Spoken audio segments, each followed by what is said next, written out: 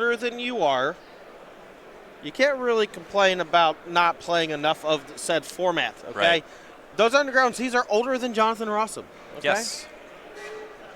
He is playing Grixis Control. Yeah, so two flavors of Grixis here are going to be battling it out. Rosum on your right with the control version, Tannon on your left with his patented Delver version. Tannon has brought that Dark Confidant build that we saw a good bit of yesterday, just, really showing off how powerful that 2-drop creature can be. Players just trading lands to start. A Volcanic Island for Grace, a Scalding Tarn for Rosum. Grace's second turn is going to start with a Ponder. You see a Wasteland among the cards that he's looking at, and pretty quickly keeps all three on top. Yeah, he could be keeping for a number of reasons. Either he's digging for lands and needs mana, or just has like a good sequence of spells. And he also could have just kept the one from the top, and then he's going to shuffle the other two away with that Scalding Tarn. Yeah, you see Scalding Tarn there, so he has that option. Rosum is going to play Basic Island and then Ponder. One thing about the Grixis Control deck and why Tannon would float the Wasteland maybe to reconsider is because Grixis Control plays a bunch of basics. It sideboards Blood Moon. Yeah, 2 Swamp, 2 Island, and a lot of fetch lands to be able to go get them.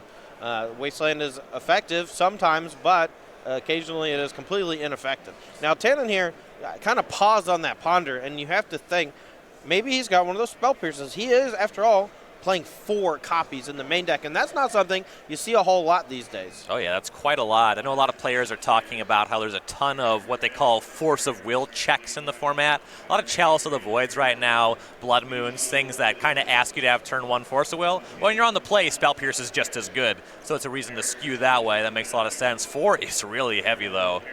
You saw Rosum, he ended up shuffling relatively quickly on the Ponder despite an uncracked fetch land. You got to figure there was not a lot to like in that one. Yeah, and with this Grixis Control deck, a lot of times you'll keep like a pretty mana-heavy hand, and when you use those Ponders, if there's not 2 spells in there, you usually can get a little bit better top 3. So even if there's like 1 spell he wants to keep, it's possible it's like maybe not even good enough and he wants to get rid of it.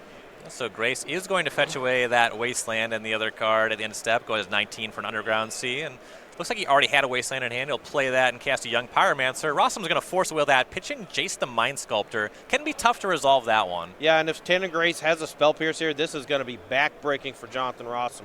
Let's see if it resolves. Young Pyromancer hasn't moved off the table. He's thinking about it, and he does have the Spell Pierce. I mean, this is about as good a spot as any to use that Spell Pierce. The only thing that would really punish Tannon here is if Jonathan untaps and uses a Kolaghan's command to take care of that Young Pyromancer. But even still, Pierce on a 2-for-1 Force of Will is a huge deal, and Rosum just might not have an answer for that Young Pyromancer should it resolve. Yeah, Rosum seems to be thinking about it.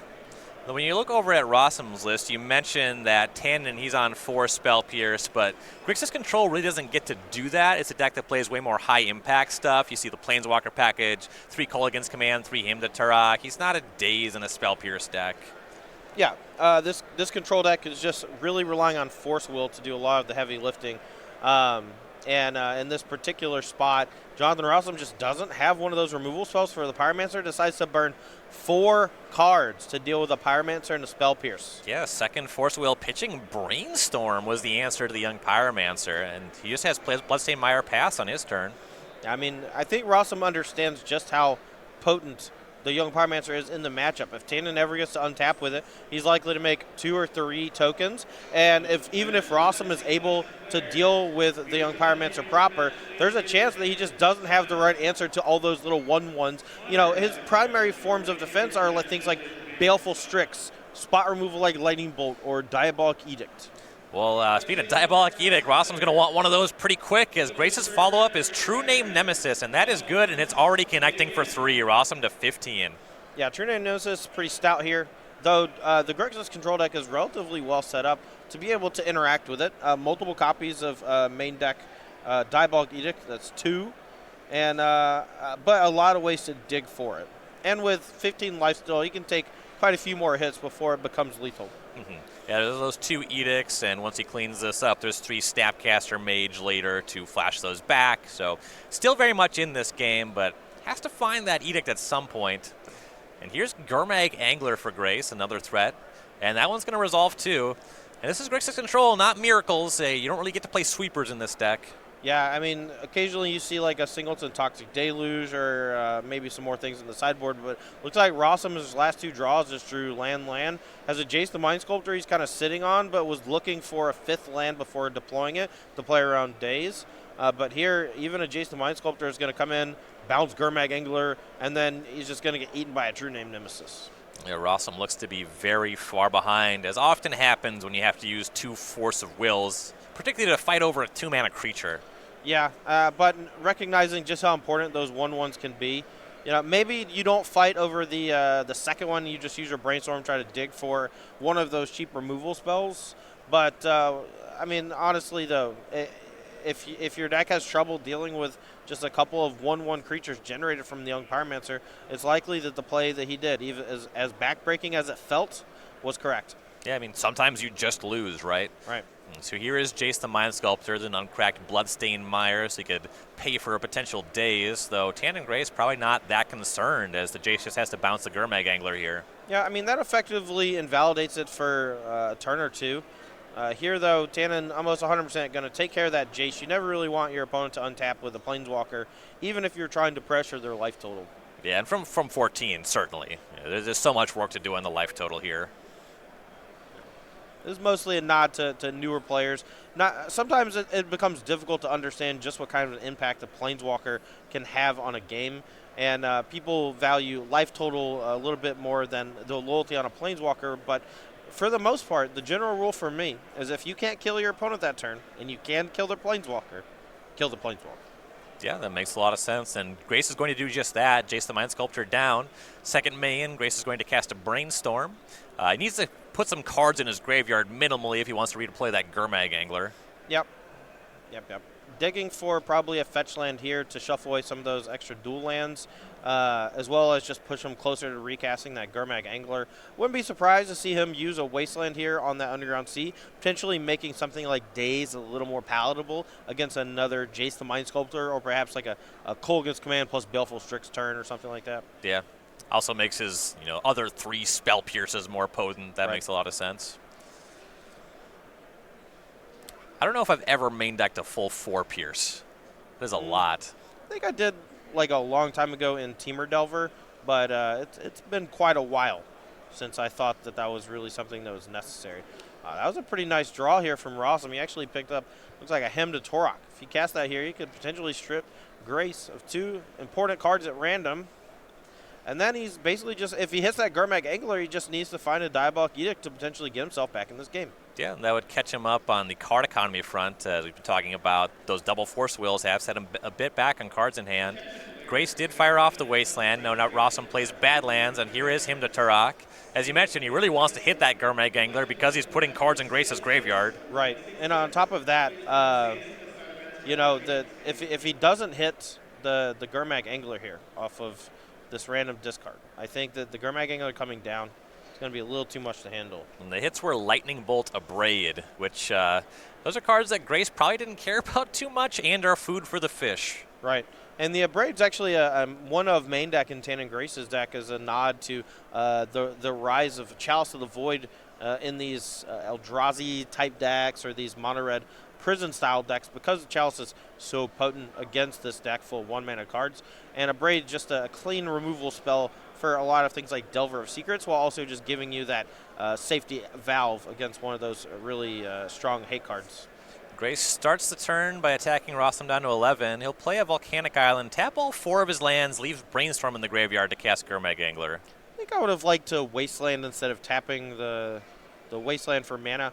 Just restricting Rosum from being able to play multiple cards in a turn, I think, is important. And if any of the last cards in Tannon's hand are Daze, then I would 100% have done that. Yeah, it's because the Wasteland is mana neutral, tapping it versus putting it in your graveyard. Right. I mean, he chooses to do that here, which to me signifies that he should have done it on the previous turn. Nothing has changed.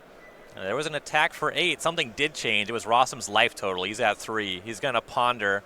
Got to shuffle that one quickly. There's not much that'll be good for him here. Yeah, I mean, in these pre-sideboarded games, I think he needs exactly to have a land in hand, and it doesn't matter. I was going to say he needs Baleful Strix and Diabolic Edict, but Tannon can literally just sacrifice Gurmag Angler. It doesn't matter, so This is really just showing off the strength of True Name Nemesis and how difficult of a situation it can put you in if you're playing a fair game.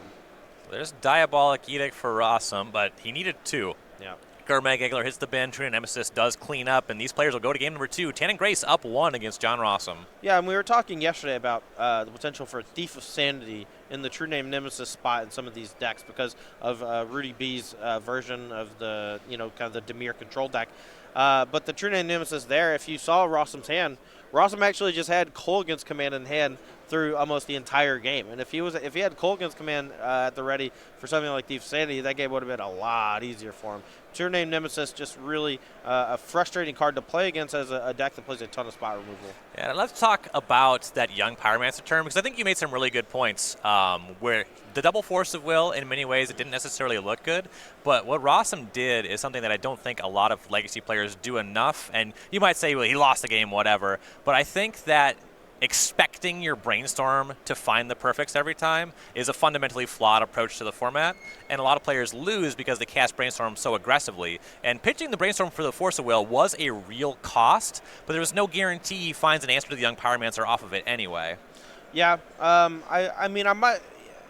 Okay, so he lost the Brainstorm. What I might have liked to see was Rosum actually just cast the Brainstorm there to look at 3 fresh cards and see if he could find either another blue card to pitch or if he could find a removal spell for the Young Pyromancer. Now, that does open him up to Daze, and it also means that if he wants to play the second Force of Will, there's a chance that he gets completely obliterated, but he's so far behind if he pitches the Force of Will as the second one that I don't know if it even matters that much that the Force of Will gets countered. Like, if you have to burn it versus it getting countered, like, in both scenarios, the odds of you winning dwindle somewhere around like 10%, maybe less.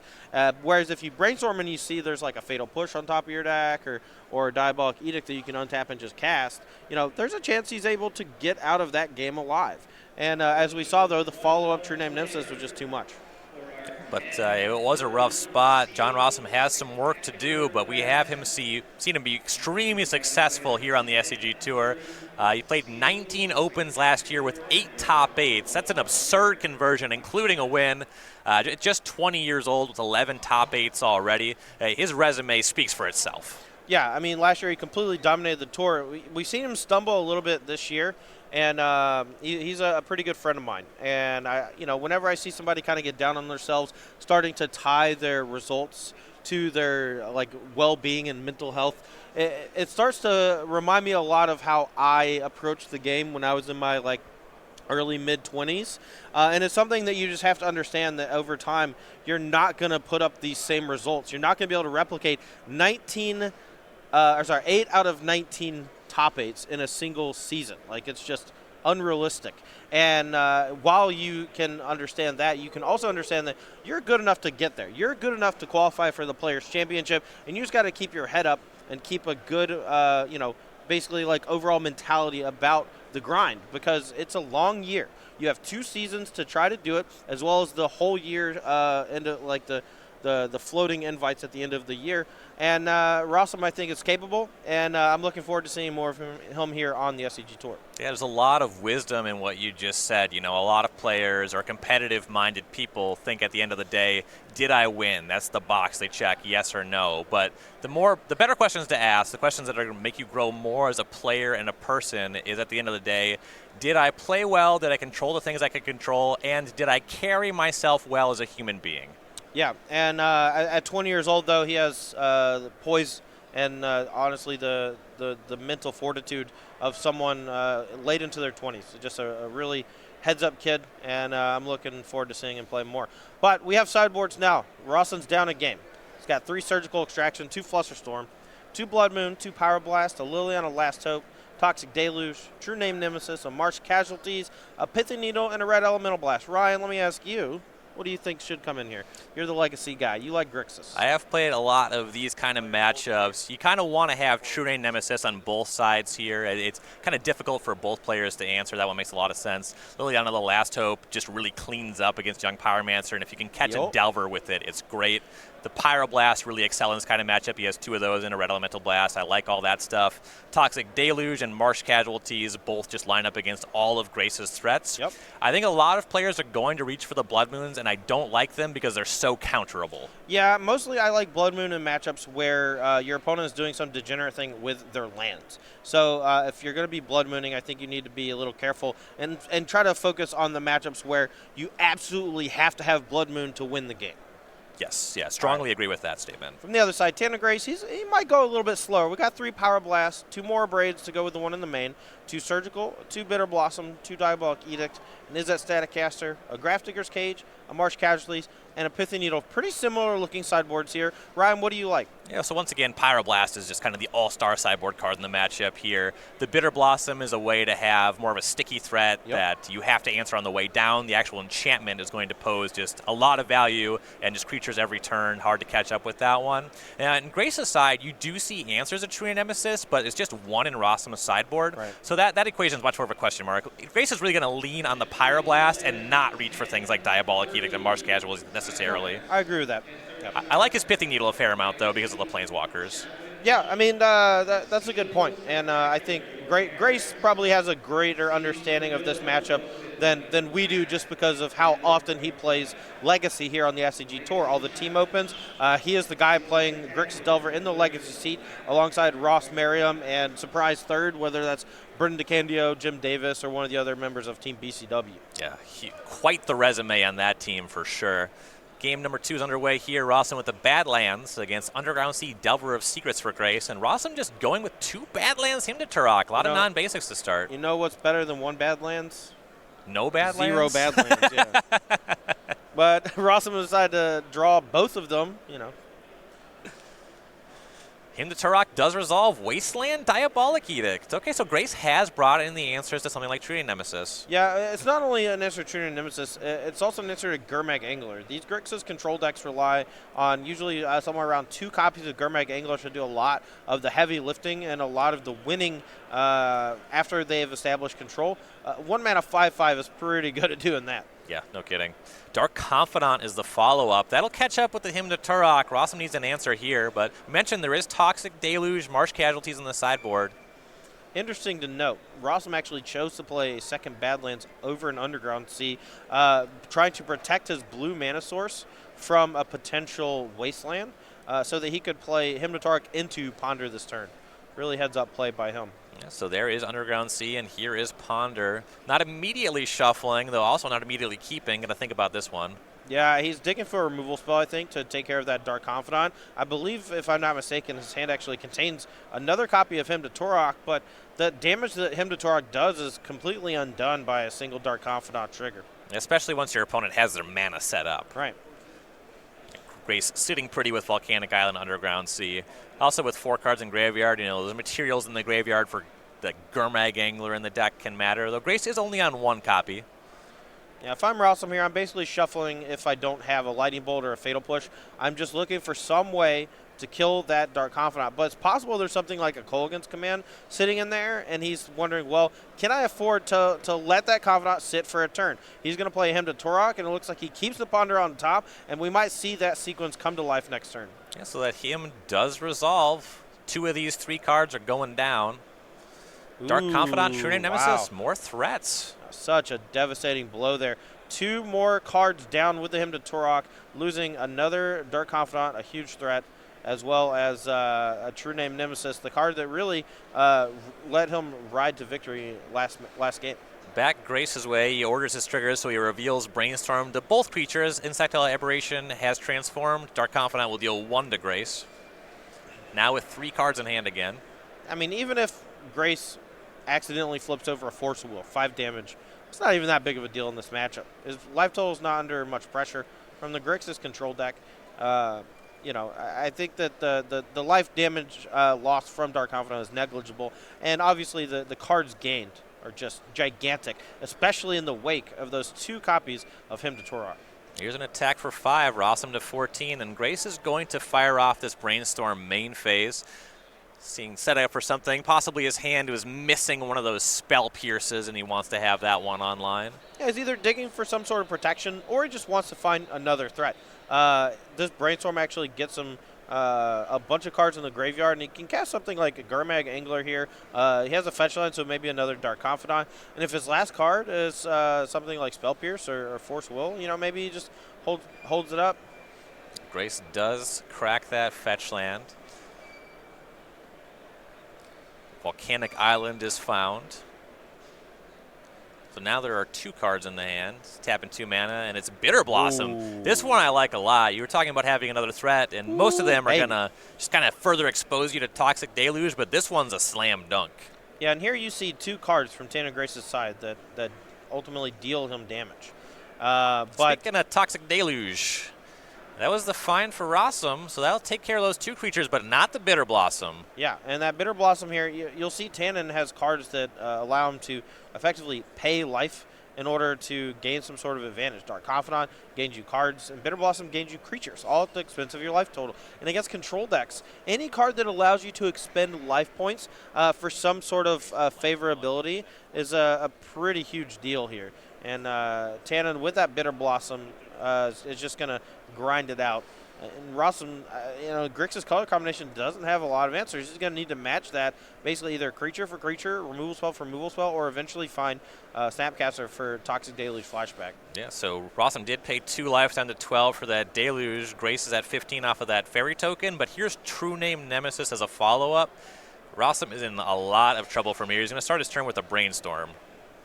Yeah, with his back against the wall, he's down a game. 6-2-1 record in the event. A loss here might knock him out of top 8 contention and push him further away from those precious open points. And Grace sitting pretty with a 3-turn clock as things stand. The Fairy tokens insulating Grace's True Nemesis against Diabolic Edict. A lot to like about what's going on his side of the table. Yeah. I mean, at this point, Rosum, he's going to need some major card here. I don't know if it's like needs to be a combination of something like Liliana the Last Hope out of the sideboard combined with some way to deal with the True Name Nemesis, but Baleful Strix ain't it. I know that much. Yeah, that one can be good against some threats. Bitter Blossom, True Name Nemesis, those are not the right ones. And since the Grixis Delver decks have actually transitioned away from Gurmag Angler in favor of Dark Confidant, cards like Baleful Strix have gotten a lot worse in these matchups. Yeah. Here's an attack with Fairy token, True Name Nemesis. The Fairy will trade with the Baleful Strix. Rosum will fall to 8 off of this attack. I gotta say, I'm actually not in love with that attack. One of the easiest ways for Rosum to get back in this game is to be able to kill that token and then cast Diabolic Edict. He's already burned a Toxic Deluge. I think you're missing out on a potential 1 point. And that's about it. But Rosum is going to trade there, I believe, roughly 100% of the time. Like, pretty close to 100% of the time. And when you give your opponent that option, that's never a spot where you want to be. Mm-hmm. Yeah, especially considering that you just have more Fairies coming down the line. Eventually you get to attack with multiple creatures into the Strix. Right. Now, Rosamir looks like he's got a Lightning Bolt. He's considering just going upstairs with it, I think. If he's able to Snapcaster Deluge next turn, there's a chance that he's able to kind of grind out this Bitter Blossom, and Tannon ends up just dying to his own card. We used to see that a lot back in the day. Yeah, Fairy decks. Oh, he drew the Diabolic Edict. Max punishment here for Tannon Grace. That's the look of a man who might have gotten out of this. Yeah, gets to clean up a lot of this. Still might have a problem with the Bitter Blossom based off life totals, but he's going to stop Grace here at that Bitter Blossom trigger. Lightning Bolt to the Fairy token. Diabolic Edict targeting you. That's going to get the True Nemesis. Yeah, and he's doing this with the Bitter Blossom trigger on the stack, but if Tannon does have the answer, he wants to make sure that Tannon has to expend the mana on his own turn. That's why you saw that sequencing there from Jonathan Rosum, and he's able to take care of that True Name Nemesis and really punish Tannon for that attack last turn into the Baleful Strix. Grace should be down to 12 now off that Bitter Blossom, and here's Young Pyromancer showing up. Both players here kind of just jockeying for position. That Bitter Blossom knows the story of this game. Rosum here has already traded the first half of Baleful Strix and a Lightning Bolt to take care of just a couple of tokens. Tannon Grace still at a pretty healthy life total, can use that life total to generate more Bitter Blossom tokens over the next few turns. And Rosum might just have too difficult of a time answering that, especially alongside that Young Pyromancer. And correction, 13 is the correct life total, so a lot to work with for Grace, as you mentioned. Rosum Really heavy on non-basic lands. Definitely reinforces that I wouldn't expect Blood Moon, which is good because it'd be a horrible draw on this battlefield. He has Snapcaster Mage, though he's still got a Bitter Blossom problem. He's just using it for Lightning Bolt on Young Pyromancer. Grace will respond with Lightning Bolt on Snapcaster Mage. That'll make an Elemental token. So Rosum has a land in hand. I think I would have actually liked it here if Rosum actually went for the Toxic Deluge flashback to play, and also played around Daze. Just because this particular instance involves Grace just getting kind of an extra token out of the Young Pyromancer, and ultimately that might be a little too problematic. You know, it's all cascading at this point, right? Everything's kind of a house of cards. Oh, correction, actually. My apologies. That Lightning Bolt is at Rosum, which certainly makes sense based off life totals. Rosum's at 5. He initially clicked on the Snapcaster Mage, but I think both players realized that, you know, not enough time had passed, and Tannon quickly changed course and decided to go for the Dome instead. Now attacking with Bitter Blossom token. That should put Rosum down to 4, and things are looking dire for the 20-year-old on the right-hand side. Life totals, Grace 12 to Rosum 4. Rosum's going to cast Marsh Casualties and attack with Snapcaster Mage. And he has a Jace the Mind Sculptor. He could go fetch, play it, but I think that's a little too dangerous going to 2 life against a deck with Lightning Bolt in it. No kidding. The Snapcaster Mage rumbled across. Bitter Blossom trigger. Grace is at 9. Another Young Pyromancer. Yeah, and Rosum's going to need a couple more answers here if he wants to get out of this one. He's not quite dead yet, though. He can play Jace the Mind Sculptor here, but if Tannon has a Daze, that'll actually force Rosum into a spot where he has a fetch down to 3. That might leave him dead to a Lightning Bolt. Right. And it certainly is not life that he wants to play with against the Bitter Blossom in the first place. Right. Basic Island, Jace the Mind Sculptor. He's actually just going to play that land so he can use one of his already untapped duels to pay for a potential Daze. Now, if there's no fight over this Jace, I think you're effectively dead to a Lightning Bolt anyway. I actually kind of love a minus on the Bitter Blossom token. But Rosum here going to go for the Brainstorm, looking for some way to actually kill the Young Pyromancer here, I think. And Tannon, though, is going to get to untap, make another token, start attacking. And with Rosum at 4, we'll see how much he cares about this Jace the Mind Sculptor, Will Grace. Wouldn't be surprised to see either both creatures go at Jace or Bitter Blossom go upstairs. Grace will weigh those options.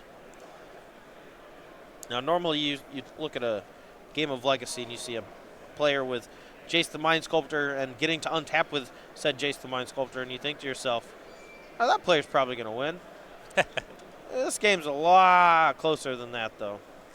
Grace lands on attacking Holy just Rosum with the crap. Fairy token, and Rosum found Lightning Bolt. He Lightning Bolts the Fairy token there. Yeah, just completely 100% respecting a bolt to the Domski.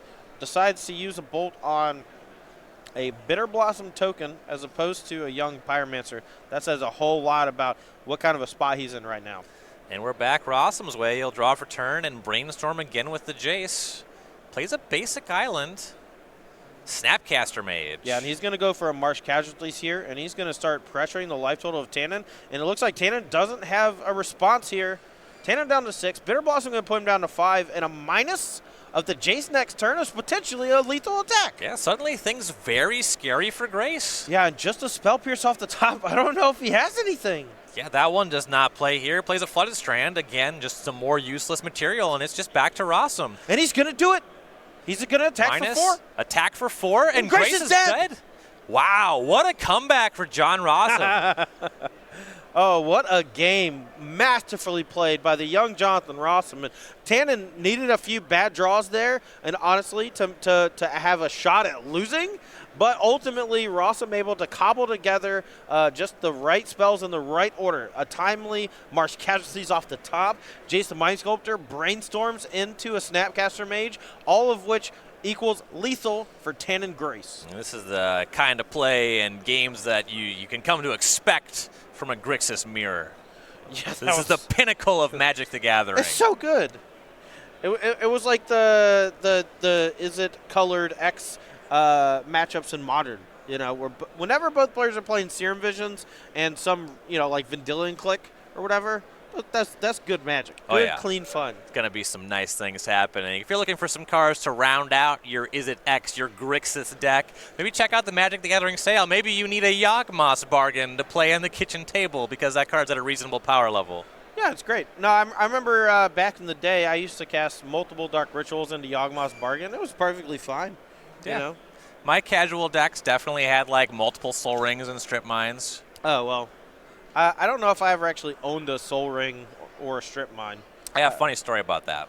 All right, so I was playing Magic with a friend in high school, and one of his neighbors had some old cards. So it's this box, and we're looking through them, and we come across Soul Ring, which, this was like when you had to dial up the internet, right? Sure. So, like, we didn't know every card. We didn't know many cards, in fact. Yep. And we just see Soul Ring for the first time, and we're like, is this just a card that exists, huh? And he has two of them. And so, like, the neighbor kid doesn't really hang around too much. So it's like me and my friend hang out a lot. We play against each other. And so, I make an offer on one Soul Ring with some trades or whatever. And so my friend's trying to get the other one. And I'm like, no, I want both. So I ended up getting both Soul Rings. Nice. Putting in my deck. So I have 2 Soul Rings to my friend's 0. And didn't lose for a while in that stretch. Oh, yeah. I mean, if you start with a turn 1 Soul Ring, it's pretty hard to lose in any game of Magic, let alone kitchen table. But both players here shoveling up for Game 3. When you're playing Magic at the kitchen table, you are gambling with the highest stakes. Pride. Yeah, literal just bragging rights for the next 24 hours or whatever. Nothing matters more than that. No. Except money. Oh, yeah. Yeah, money's great. Food, shelter. Yeah. Sense of purpose. Strong moral backbone, which I did not have when I sharked those Soul Rings. I like to think I've grown a lot as a person from that phase in my life. My experience in those days of Magic was just getting absolutely pummeled by one of my friends whose deck was literally just like blue-black big flyers and Doomblades and Counterspell or whatever. Or I guess it was Terror and Dark Banishing back then. But I literally just had no cards in my collection really that could beat Mahamoti Jin. And he had one Mahamoti Jin and one Sibilant Spirit, which is a slightly worse Mahamoti Jin because whenever it attacks, your opponent gets a draw card. Literally 6 mana, 5/6 flyer. But you still couldn't win. Still couldn't win. I can't beat a 5/6 flyer with my, I had Utabia Freets, like, 4 mana, 5/4s with cumulative upkeep. And they would just get hit with a Dark Banishing, and I would be really sad. So one day this is where I, leveled up for the first time, all right? I built a deck just to beat my friend. But I didn't. I did it in a very kind of underhanded way, right? I just built a deck that was literally just all creatures that had to regenerate and were black. So all of his Dark Banishings and Terrors didn't kill them. And since they all had to regenerate, they could all block. And I had a bunch of the random flyers that had regenerate. Will-o'-the-Wisp? Will-o'-the-Wisp? No, it was the 3 mana 1/1 that you pay 1 or 2 life to regenerate it. Okay. I forgot whichever that one was. But I also had a bunch of Terrors and Dark Banishing, so I was able to kill those stupid big flyers. And we are underway here. Tannon Grace, Polluted Delta, Badlands for Rosum. Here's Thoughtseize. Get a look at Grace's hand. We have Pyroblast, Daze, Ponder, 2 Dark Confidants, and an Underground Sea. Yeah, this is a potent hand from Tannon Grace. He has Installation from the Thoughtseize with double Dark Confidant as his most important threat. Rosum here going to strip that Daze, and now if Tannon Grace goes for Dark Confidant, there's a chance there's a Diabolic Eater or something next turn to take care of it, and he might not have protection. But if he does get to untap with a Dark Confidant, I'm confident he is going to win this game. I like that wordplay. Rosum to 18 will go Grace's way. See if he goes for Dark Confidant. Seems very likely. Yeah, he's going to crack that Polluted Delta to 19. Going to deploy Dark Confidant off of Sea Volcanic Island. And Rosum, Polluted Delta. As you mentioned, there's got to be something for this Bob, and there is Lightning Bolt. Now, if the removal spell was Lightning Bolt instead of a Diabolic Edict, I'm not in love with stripping the Daze with that Thoughtseize, but Rosum has a plan. He's a smart guy. He's trying to figure out 2 or 3 turns from now. He's not worried about next turn. He's worried about 3 or 4 turns from now. Am I ever going to cast this Jace the Mind Sculptor if my opponent has a Daze? Probably not. Yeah, and here's the second Dark Confidant for Grace. What I was thinking, in the worst case scenario, what I would consider if I was Grace, is if Rosum's hand already had Lightning Bolt Kolaghan's command. Ooh, my. Now, this is actually an interesting spot. I'm fairly confident Rosum has a Bolt in hand, and he might also have something like Liliana of the Last Hope or Kolaghan's command, and if he goes into turn fetch Bolt, and Tannon does have that Spell Pierce or that Daze, then he can untap and play the more powerful 3-drop version. Yeah. What we do know is that Grace's hands are Pyroblast, Ponder, and he left his fetch land uncracked and didn't cast the Ponder. So Rosum, whatever's in his hand, he's playing Lightning Bolt and Dark Confidant. Pretty safe play. That's going to work. Yeah, and you make sure he plays the second land or the third land before actually casting that Lightning Bolt 2 to play around Spell Pierce. But a Bitter Blossom from Tannon, this is going to be a threat that's going to be tough for Rosum to deal with, and he's going to need to find some big threat here on this turn if he wants to make that Bitter Blossom a little less backbreaking. Among Rosum's holding, there's Red Elemental Blast and Diabolic Edict. These ones are no good against Blossom, but he's up to something. He's going to fetch down to 17. Yeah, fetching for that third tappable mana source. And with a Pyroblast in hand, I think it's going to be like a Liliana of the Last Hope, which effectively, and it's going to invalidate that Bitter Blossom. Yeah, that is a really powerful one to have here. Again, based off the hand, we know Grace has a Pyroblast. Does he have a Spell Pierce? He does not. Liliana's good. That'll plus on nothing. We'll go back Grace's way. Now, a few months ago, Bitter Blossom was a really insane threat against these control decks, but the kind of widespread adoption of Liliana of the Last Hope and all these Grixis-style decks, no matter if they're creature-heavy or not, just makes Bitter Blossom significantly worse. You start to pay life for effectively no real value. Right, and all the while, Rosum ticking towards that Liliana ultimate. Right. And that hits at 7. And without Stifles, I don't think Tannon has a good shot at actually beating that ultimate. It's a tough one to beat. The zombie output on Liliana a little bit higher than the fairy output on Bitter Blossom. You see Grace makes one fairy to 18 here, but the ultimate on Liliana, the Last Hope, you put X 2 zombies into play where it's 2 plus the number of zombies you already have. Yeah, so it's effectively you double number in play plus 2, I think, right? Something like that. Whatever. Or 2 plus double. No, it's 1 plus double. I don't know, man. It doesn't matter. Here's what I'm going to tell you. I don't care. If you emblem this and your opponent doesn't have an Ensnaring Bridge, they probably die. Yeah. I mean, or they have Delver Secrets and you're at 3. I just don't know how that game happens, but you're right. Well, you draw Delver on the turn where it gets up to 7, right? Well, now Tannon is basically just going to throw a bunch of fodder at Liliana of the Last Hope and hope that he's able to eventually get one threat attacking the Liliana each turn. Because here, Rosum just can tick up, kill the Delver of Secrets, and then Tannon's going to just like chip away at the Lily turn, just ping it for 1, while Rosum contains one of the Bitter Blossom tokens generated each turn. Yes, yeah, that Grace does deploy that Delver of Secrets. Rosum is going to start with the Ponder, but pretty much scripted that at some point that Liliana is going to take care of that Delver of Secrets. Rosum's going to take a look at that Ponder. Looks like he's happy with it. Yeah, he'll draw a card.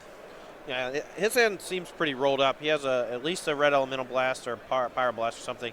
But he's going to burn a Fatal Push here, holding up that Red Elemental Blast as a means of stopping something like Brainstorm. True Name Nemesis. Maybe even something like a sideboarded Snapcaster Mage. These players obviously don't know each other's list to the T. Tannon actually playing a significantly different version from the last time I saw him play Legacy. The last version I saw him play had 4 copies of Thoughtscour and 4 copies of Gurmag Angler. This time, no copies of Thoughtscour, a couple Preordains instead, and of course those 3 copies of Dark Confidant. Back Grace's way. Here's another fairy token. He'll fall to 17. He'll cast a Ponder. He did draw a Lightning Bolt for turn. He kind of wants 2. Just trying to go for that Liliana could be very significant for him. Yeah, I mean, the only way you can really get this off the battlefield easily over the next few turns, especially in the face of that Red Elemental Blast, is Bolt. He has 1. Can he find another? Shuffles the Ponder. He'll draw here. It was a Wasteland. That one is not really too impactful on this battlefield. No, and we're at a spot in the game where Wasteland is no longer really a deciding factor. He might want to use it to help him turn on something like a Spell Pierce or Daze by just knocking off a land from Rosum here. Maybe just keep him from being able to double spell in the right turn. But for the most part, Wasteland doesn't do a whole lot. And Grace doesn't even play it, just passes back to Rosum. Liliana will take care of that fairy token. 1 enchantment to 1 planeswalker, and Rosum will pass. Grace to 16. Here's another fairy token. He'll draw for turn. And with Liliana at 6, this is the window where kind of needs that second lightning bolt now, or would really like to have it anyway. Yeah, I mean, he can, if he has a second lightning bolt now, that's great news for him. If he doesn't, though, he can burn 1, but then he's left needing 2 more lightning bolts over the next, 5 or 6 turns or something. The Liliana the Last Hope is just going to continue to invalidate this Bitter Blossom and slowly drain resources from Tannon, whether that's life points or cards in hand like lightning bolts that are expended to kind of keep the Liliana from hitting that ultimate status. This is just really bad news for Tannon. He's in a lot of trouble. And I believe Grace has passed back. Rosum's just sacrificing a fetch land at the ad step. He'll go to 16, draw for turn. Yeah, both players here at 16 life. It's a tie game. Liliana to 7. Yeah. Fairy token down. And now I would be very surprised if Tannon didn't just sling a lightning bolt at the Liliana EOT just to make sure that it doesn't ultimate next turn. Yeah, that's the play. Rosum doesn't seem to have a problem letting that one go. Liliana to 4 loyalty. I mean, after sideboard, there's a chance Rosum just doesn't even have Force Will in his deck anymore. He gets to bring in all of these answers to True Name Nemesis, as well as Gurmag Angler, and creatures in general. Sweeper effects like Marsh Casualties or Toxic Deluge. And having something like Force Will is a lot less necessary when your opponent's not playing a combo deck. And a fairly common thing for blue decks and to do in these fair blue mirrors, so to speak, is side out Force Will. And here's another Delver of Secret for Grace. He'll pass back with that, but it's just a desperation kind of play. Rosum still has that Liliana. We go back here's his way. Island Ponder. He's going to shuffle that one up, but he's in a position where he's able to ask for more from his Ponders, right? He doesn't really need anything from here. Yeah, I mean, he's in such a good spot. That Liliana checks the Bitter Blossom and even kills the Delver of Secrets this turn, so Tannon is just going to be treading water against the Liliana over the next few turns. And if I'm not mistaken, Rosum actually has a Diabolic Edict in hand to continue to apply that pressure. It looks like maybe even a Fatal Push as well. Yeah, drew the Fatal Push off the Ponder. And once again, you see him Fatal Push that Delver. He's going to plus Liliana on the Fairy token, just keeping the battlefield clear. Yeah, and that means that the Liliana keeps ticking up. If he's unable to kill one of those 2 creatures with a spot removal spell, the Liliana is breaking even, whereas now it's ticking up and threatening lethal in just a few turns. And it's going to mean that Tannon needs to draw a lightning bolt at some point, and he desperately needs to draw 2. Wow. Grace went to 14 to make that Fairy token. Plays the Wasteland, but just passes. Rosum kills the Fairy again. You're going to see this for a little while. Yeah, and Rosum actually drew a second copy of Liliana the Last Hope, so even if Tannon's able to eventually find enough lightning bolts to clean up that Liliana the Last Hope, I don't think it's going to be enough. Yeah. Grace really needs to find that sideboard Pithing Needle. And then there's likely going to be a fight over that, too, one way or the other, Rosum being a Kolaghan's command deck. Yeah. I mean, it just looks really rough for Grace. Kind of no two ways about that. He'll start his turn with a Brainstorm. See if he can do something better than just throwing Delver of Secrets into the abyss. Yeah, Tannon here just falling further and further behind. Life total dwindling. Rosum actually has a Snapcaster Mage in hand. At some point, if he wants, he can maybe try to turn the corner, pressure Tannon's life total a little bit. Maybe even just like Snapcaster, Bolt, attack, untap Lily, plus kill your thing, attack for 2. And that might be enough for the Bitter Blossom to just not be able to win the game in time. Grace plays Flutterstrand, fetches to 12. He's going to cast True Name Nemesis, but as we know, Rosum's hands are really set up against this card. Yeah, I mean, he has, if I'm not mistaken, he has Diabolic Edict as well as Pyroblast. And alongside that, Liliana the Last Hope, he can just tick up on the Arielax Fairy token and then Diabolic Edict. But choose to play a slightly safer route here, using the Red Elemental Blast to counter it with it on the stack. Yeah, and going for the Red Elemental Blast there, means you can fight it there, and if you lose, you can then fight it later on the battlefield. It also means you still have the Edict for a Gurmag Angler, which is a pretty strong threat at the moment. Yeah, Liliana goes up to 7 once again. We see Grace untapping, making a Fairy token, facing down a potential ultimate.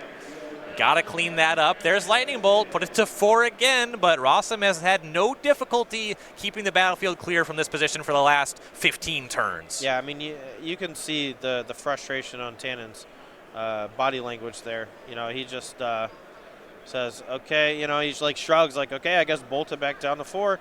Just has to pass turn after that. Rosum ticks up Liliana again to 5. It's the same song and dance, and Tannon's not getting anywhere. And I don't think he's going to. Yeah, it's tough too. And you see so many of his cards just do nothing. Some of them that potentially could mana just line up so poorly. You know, we see those turns where he casts Delver of Secrets and, you know, has that plus Fairy Token, where the idea is you end up with one threat if Rosum doesn't have a spot removal spell, and you can put some pressure on the Liliana, right? But Rosum's deck is just really good at fighting that. You know, it just takes one removal spell, Liliana cleans up the other creature. Pretty trivial for Rosum to fight this fight. And that Wasteland for Grace, that does nothing here. I mean, it's a second waste, but Rosum just has 6 lands on the table. Yeah, and he's not really hurting. A lot of his spells cost 1 and 2, so they're not going to be super effective. He's thinking about firing off both. I suppose it makes sense. Grace has plenty of mana set up for himself. Yeah, I mean, he can bust up both red sources, and then that'll put Rosum in a spot where he needs to fetch to actually cast a red spell. So looks like Grace would like to pass to Rosum's turn. I think we were talking about upkeep Wastelands. Yeah, I think so. And Rosum may actually choose to use the mana here based on the Snapcaster Mage in hand. Volcanic Island, and was that Badlands was the second target? Yeah, both the red sources. Rosum floated a mana off the Volcanic Island. Now, I think slight misstep from Tannon here. He actually could have let that mana burn into the draw step and then fired off the other Wasteland, and Rosum never would have gotten to float 2, but Rosum just didn't really feel like doing much of anything. Just lets the Wastelands resolve, no harm, no foul, and gets to untap with still 5 lands on the battlefield. Liliana getting closer and closer to ultimate, and Tannon with just a bunch of reactive do-nothings in hand. Yep, picked up another Wasteland. You see that lightning bolt, so once again you'll see that turn where the Liliana goes to 4. Yeah, this is really demoralizing, I'll say that. Bitter Blossom, normally one of the stronger threats against Grixis control, but here, that Liliana the Last Hope just checking it out of existence. Grace is really committed to playing this match, I suppose.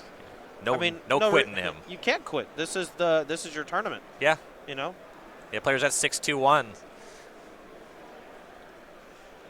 There's another lightning bolt. Liliana to 4 once again. This is the 4th time we've been here at that loyalty threshold. Yeah, 4th time, but the 3rd time it's been bolted down to 4 when it was sitting at 7. And Tannon is slowly making sure that he doesn't lose to the ultimate, but this is just tough stuff. And there's Fairy Token plus on Liliana, another land for Rosum. That Wasteland for Grace not doing anything, and Grace might have unlocked the achievement of, instead of losing to zombie tokens, losing to his own Bitter Blossom. And, respectfully, that's fine. Go out on your own terms. It's respectable. Tannon here, losing another life, creating another fairy. But seems like it's just not enough. And he keeps treading water here with all these reactive spells. Got a handful of things like Pyroblast and, maybe Spell Pierce, Delver Secrets. None of these things matter. Rosum just has a full grip. Literally has checked everything Tannon's done by ticking up a Planeswalker for like 20 turns. Yeah. And that's it. Tannon Grace packs it up. An ultimate from Liliana the Last Hope is going to spell the end for Tannon Grace, and very likely out of top 8 contention here with that loss. And you saw that moment just where Liliana's loyalty hit